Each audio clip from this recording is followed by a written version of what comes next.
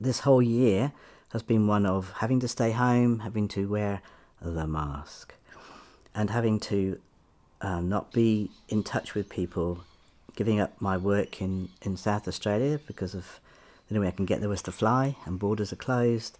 So there's massive change. I'm not used to being home all the time. I'm used to being on the road and to moving and to travelling, and it's been a very dramatic change and very, very difficult. There's lots of good things that have come out of this time, but essentially change is one thing when you're on the road and I'm expecting change, but when you're not expecting it and you feel closed in to the rooms of your home, it is quite dramatic. And it's not like I've felt a prisoner, but I felt a prisoner.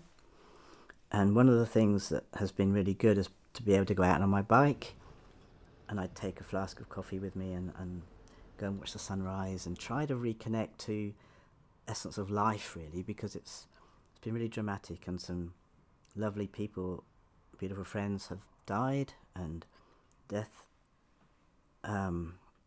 is moving in as we all age. I appreciate that. You certainly don't have to be old to face death, but yes, it's been unknown and uncharted territory that's been very, very uncomfortable. As an autistic person, I prefer routine and structure, and I have quite set routines. I eat off the same plate, I drink from the same mug each day, and things like this. So it's been quite dramatic, quite difficult.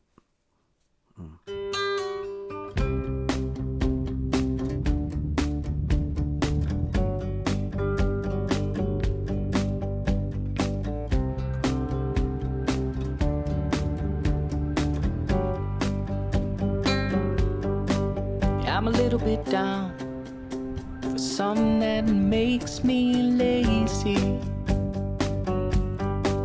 but you keep me around. I've got a stomach full of nothing good,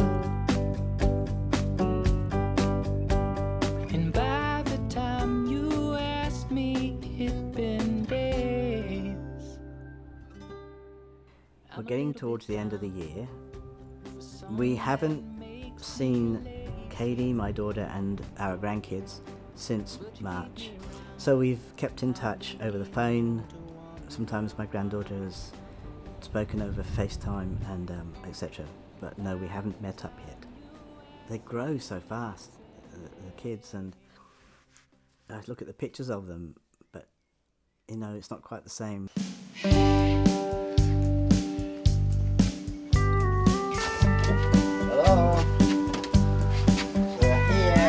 Staying inside at night is kinda effing blown.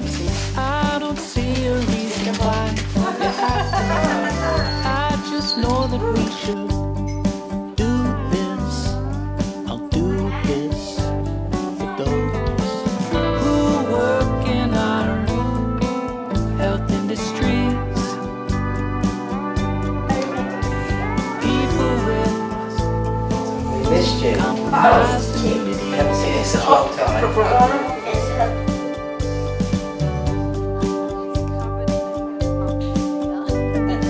It's time to love the people that love you back. You will be okay.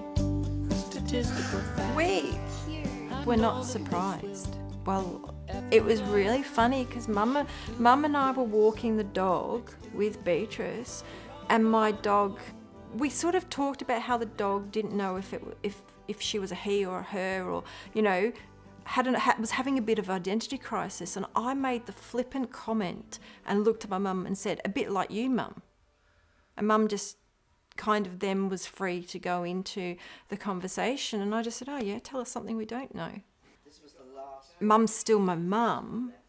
There is change, whether he sees it or not. There is change. I guess there is a bit of a grief there to it to some degree. The loss, the grief of having an actual mother figure in the sense of a normal mum. I don't have that. But I still have Mum.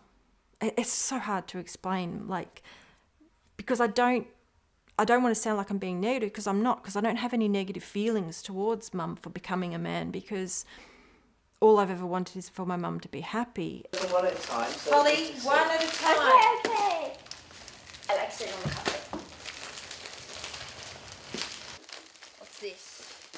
girls just sort of think, oh, it's just Wenamooty, so they don't really have any issues. I mean, Mum's been a man now for 2 or 3, 4 years.